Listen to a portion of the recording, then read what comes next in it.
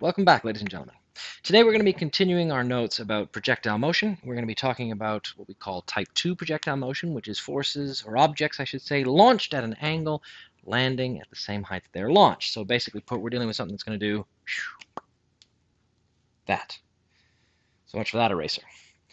So we're dealing with a situation where something is going to be launched at an angle, and realistically, this isn't actually going to change too much about our technique. As we discussed last time, projectile motion is really just a one-dimensional problem or a pair of one-dimensional problems stapled together in some way.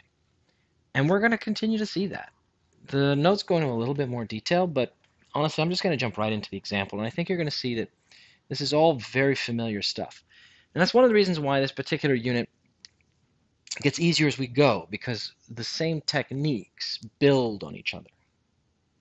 So in this example here, we have a blank again, so you can put whatever you want in there. So we're going to say that Mr. C is playing baseball and strikes the ball at an angle of 30 degrees above the horizontal with an initial velocity of 50 meters per second. So here I am over here, right? And again, I'm going to give myself some glasses, and there's my beard. And I have a baseball bat. Probably the only time that I'm going to use a baseball bat, even remotely successfully. And I'm going to hit the ball, and it's going to go flying upward. Now the ball is going to fly upward at an angle, it said, of 30 degrees above the horizontal, so there. And it is going to be moving at, what was it, 50 meters per second.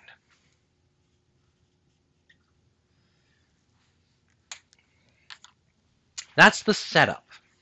And we can immediately see something, right? This is at an angle. Well, whenever we get an angle, what we end up doing is we break things into the horizontal and the vertical. And that's what we're going to do here, right? Previous question, we just launched things straight ahead, and so then there was no vertical component to anything except the acceleration. But now we're going to have a vertical component no matter what. We have to. The whole situation sort of requires it. So when we break this up, we have to find the x and the y.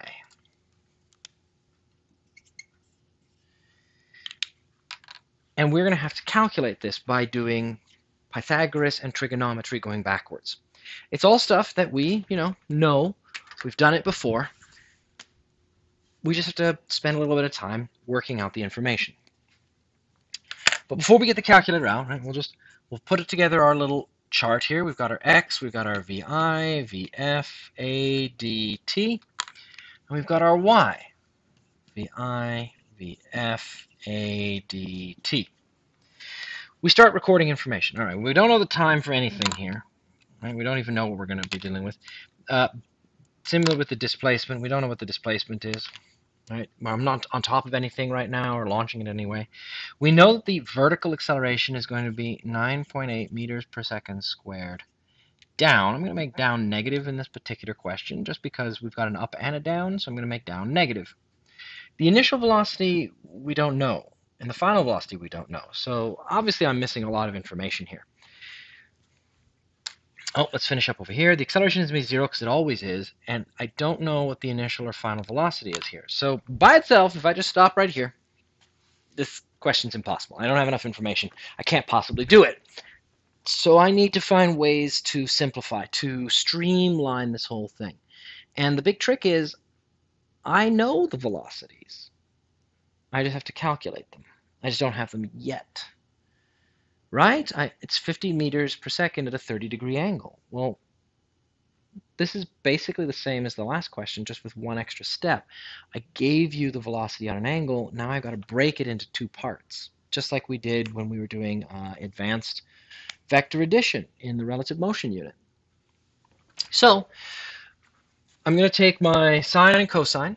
Right? So cosine of 30 degrees all multiplied by 50. That should give me my x, or my initial velocity, we'll say, the initial velocity in the y, in the x direction. VIX, that's one way to write it. You'll notice this notation is very similar to the ones used by relative motion. I can also do sine 30, 50 equals VIY. There we go. So, trusty calculator time. I get it out here, and we're going to go with, let's see, Oh, right. This calculator's got the weird way to do all of this stuff. Cosine of 30 times 50. It's going to give me 43.3 meters per second. That's going to be forward, so I'm going to make it plus. And the other one,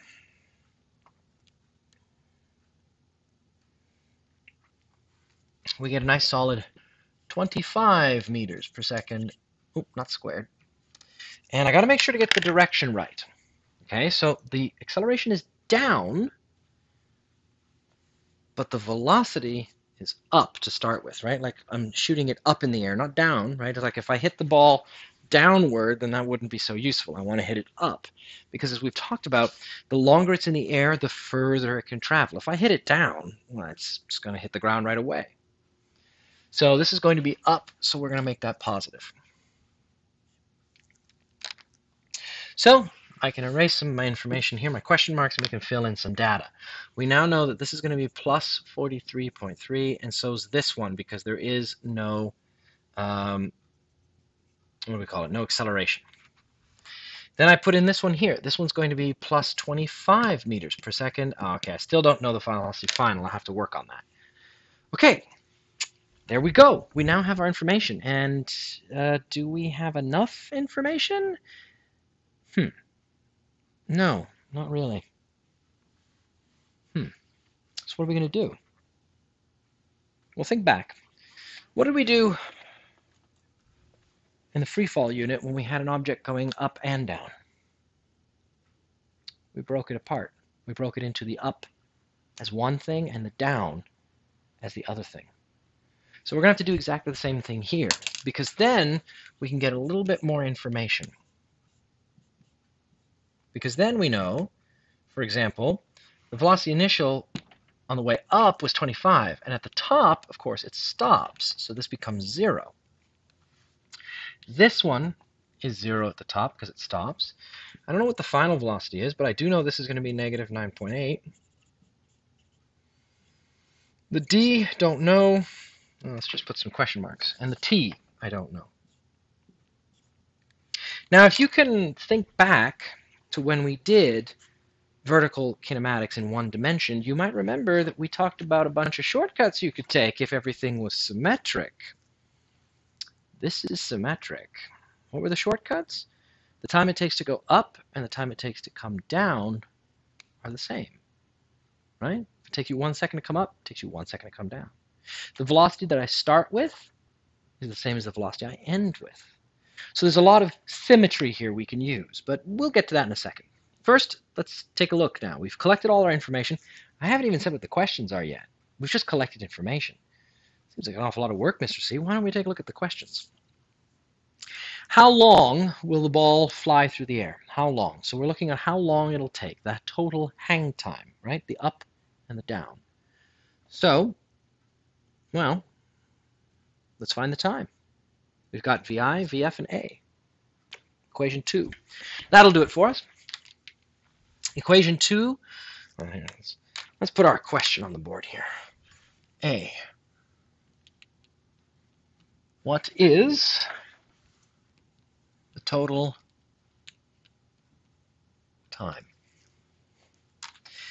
So we're going to go with VF equals VI plus AT. VF in this case is 0 on the way up. VI was, we said, plus 25. And the acceleration is minus 9.8. That's going to be critical. And then T. It's critical, of course, because we should be slowing down. That's what we expect to see. So we're going to move the 25 over. Negative 25 equals negative 9.8. T divided by negative 9.8 on both sides. T is going to equal to, come on, trusty calculator, 25 divided by 9.8. 2.5.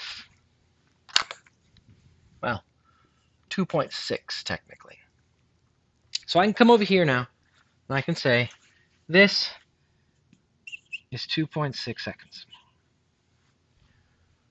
So there we go. We have ourselves our time. And as I said, for a symmetric question, the time it takes for it to go up to halfway is the same time it takes to come back down.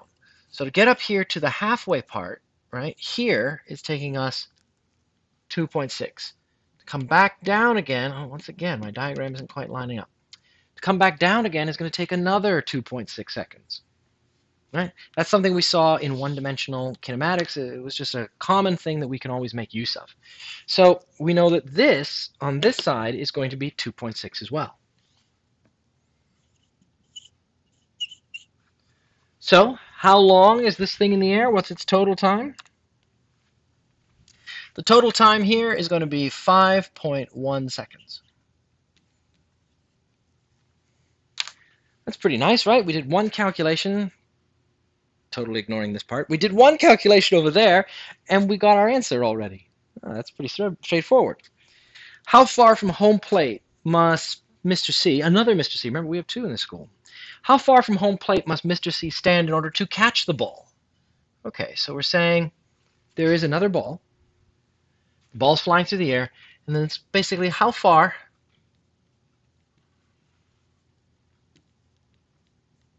does the ball go?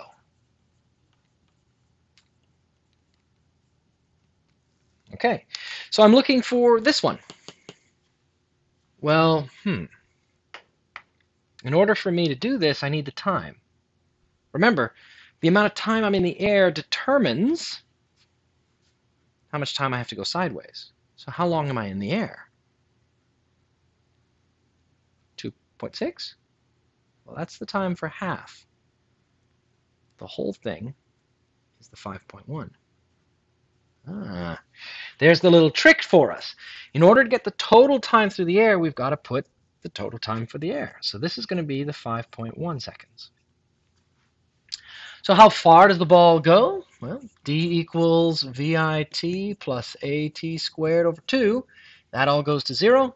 We're going to get d equals 43.3 times 5.1. That's almost a 5. Did I put 5.2 over there? No, I put 5.1.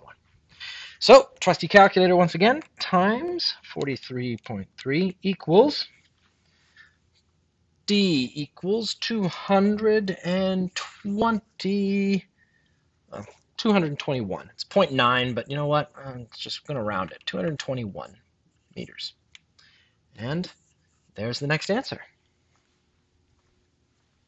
These questions in projectile motion are all really similar to stuff we've already done, which is why this becomes so straightforward. Right? It's familiar ground. It's a lot of steps. Obviously, we had to record a bunch of information. We had to draw out the picture. We had to break it down into X and Y. But the actual process, it's all pretty straightforward. As a result, we just kind of work through it, work through formulas that we're very familiar with, and solve our various answers. The last question here, C. How fast?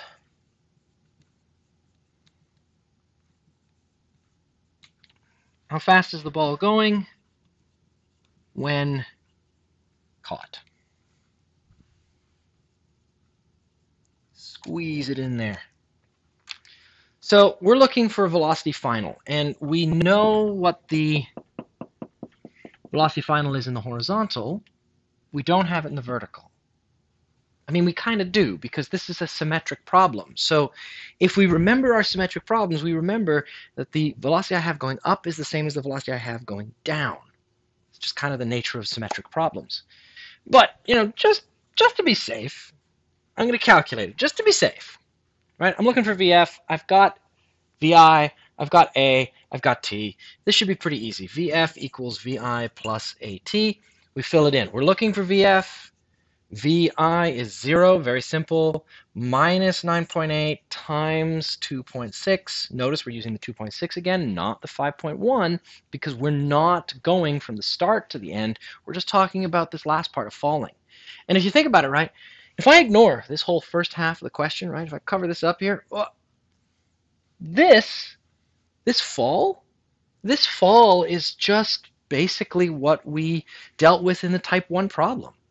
So this question is literally an extension of the existing question, right? Like we originally started yesterday with a question that just began here, and we fell off like this. Now we're adding this part where we rise up to that level and then fall. So we've literally extended the previous question by one extra step. Anyway, we plug this into our ever trusty calculator. 2.6 times 9.8 equals. Velocity final is 25.48, and it's down because of the negative, but that's just rounding. It's obviously just 25. So that's our answer, right? 25, there we go, we're done? No. Two-dimensional, right? For the most part, a lot of these questions are one-dimensional, but every once in a while, a little 2D sneaks in. They're asking for the final velocity right at the bottom. Well, the final velocity right at the bottom is going to be made of a horizontal component and a vertical component coming down, and that's what will make this final velocity that we're actually looking for. So the 25 there, it's not what we want. That's not our final answer. We could put it in here because we do need it, right? This is a negative 25 meters per second. But this isn't our final answer. So let's get that box off of that. We don't need a box on this. This isn't our final answer.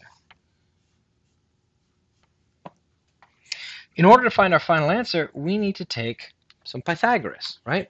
We've got our initial velocity, 43.3 meters per second, in the horizontal, which is my final because there's no acceleration. And we got this one, which is negative 25. And it's negative, of course, because it's down, because that's the direction we're traveling in. And then all of this, we're looking for this, and we're looking for this. So let's do it. 43.3 squared plus 25 squared. Negative is going to disappear, right? All that square root will be c. C is going to equal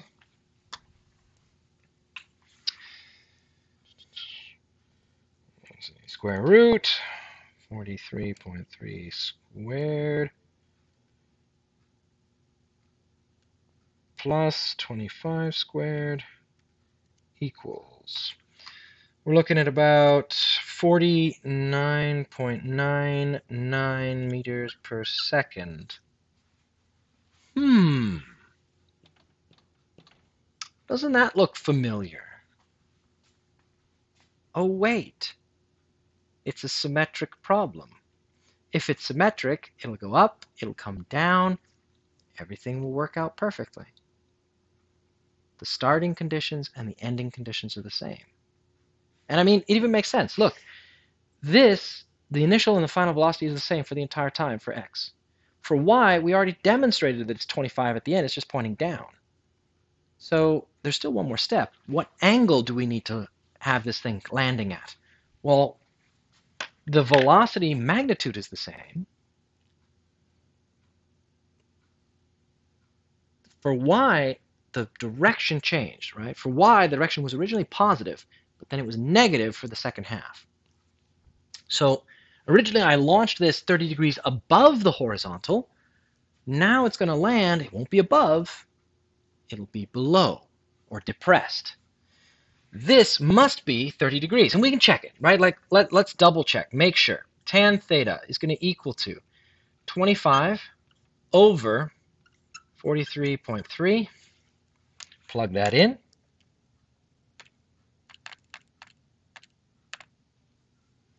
Divided by 43.3.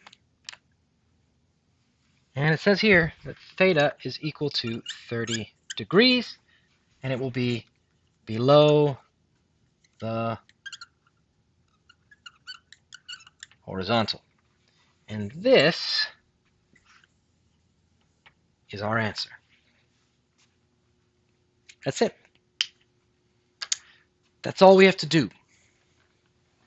Projectile motion, it takes up a lot of space on the board, don't get me wrong, right? Like I try to squeeze it all in there so I didn't have to erase anything, and that way we have this nice ending shot where you can see it all, well, except the stuff I'm covering. Projectile motion builds on everything we already know, right? It's just, we're just adding one extra step, right? What we started with over here, most of this is the same. From here to the ground is the same as what we did yesterday with the type 1 problems. We only added this part where we're rising to begin with. And the only reason we're rising is because this y exists, because I launched at an angle. And if I launch it and land at the same height, which is what we're assuming here, yeah, technically this is the height of me here, but we're just assuming. We're assuming it's the same height. I'm not that tall, guys. You know that. If we launch it and land at the same height, a lot of these things can just be automatically assumed. We could just double the time to get the total time. We can just take whatever the initial conditions were and make it the final conditions. Tons of this information is just something we can pull together. And we've already done this, right? With all the questions where we were originally throwing stuff up into the air, and we were having it come back down, we were catching it. All of these questions in one-dimensional kinematics were exactly the same. So we don't have a lot of new stuff that we need to worry about, with the exception of now at the end, if we ask for the final velocity or something, we have to calculate the Pythagoras. But even that's not that new. We've been doing that for relative motion questions for a ton of time now. So yeah, there you go. Type 2. Now there is a type 3. Type 1, we just launched it horizontally. So we just took from here to here. We ignored this part. This part here was removed, right? That was type 2. We added this. Type 3 is going to add no longer landing at the same height, right? Maybe for type 3, instead of landing down here at the same height, maybe in type 3 we land up here.